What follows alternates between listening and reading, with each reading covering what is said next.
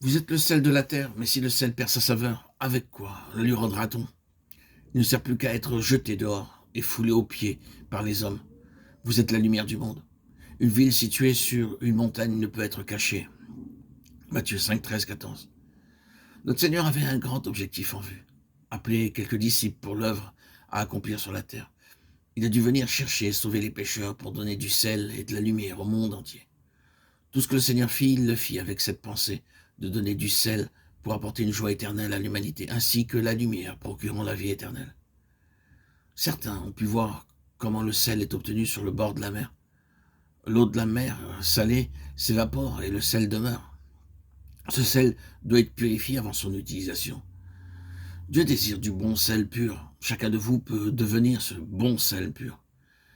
Bien que nous soyons en petit nombre, où que nous soyons, nous sommes assez pour apporter la joie à tout le pays. Bien qu'il nous faille beaucoup de sacs de riz pour nourrir une multitude, il ne nous faut pas une grande quantité de sel pour tous les sacs.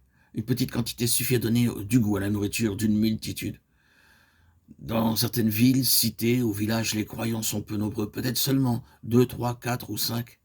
Cependant, ces quelques croyants peuvent suffire à apporter joie, bonheur et lumière aux gens du lieu. C'est pourquoi le Seigneur compare les croyants à une ville sur une colline. Une ville sur une colline peut être vue de très loin. Même un seul croyant suffit pour dire aux gens qu'il y a vie et lumière dans le Seigneur Jésus-Christ. Heureux les pauvres en esprit, car le royaume des cieux est à eux. Matthieu 5, 3. Dans certaines parties du nord de l'Inde, lorsqu'un visiteur arrive, on lui donne d'abord quelque chose de très salé à manger et un verre d'eau. En faisant cela, ils disent aux visiteurs: nous vous recevons et nous vous accueillons, et nous vous donnons cela pour vous montrer notre amour. Ainsi, le sel représente un amour fervent et véritable pour les habitants de l'Inde. Le véritable amour ne peut être montré que par les croyants. Lorsque le Seigneur Jésus-Christ dit « Vous êtes le sel de la terre », il veut dire ainsi qu'il désire qu'à travers vous, sa vie éternelle soit démontrée, déclarée et prêchée où que vous alliez. Des gens de beaucoup de races et parlant plus de 1155 langues ont reçu ce même amour par ceux qui sont nés de nouveau. Des personnes de toutes conditions, comme des assassins, des voleurs, absolument rejetés par la société, témoignent, s'ayant répandu l'amour de Dieu à d'autres. L'amour terrestre est soumis à des conditions terrestres, mais l'amour divin s'approfondit en toutes circonstances. Le Seigneur a dit « Aimez vos ennemis ». Oh, quel merveilleux sel! Nous pouvons aimer les personnes qui nous haïssent et nous maudissent.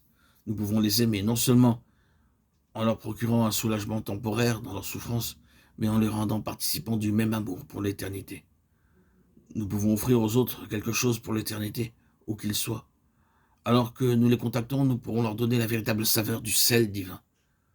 Nous voyons dans Matthieu 5, 3 comment nous pouvons devenir ce véritable sel. Nous devons ainsi avoir un esprit humble, brisé, contrit. C'est la première étape dans la purification du sel.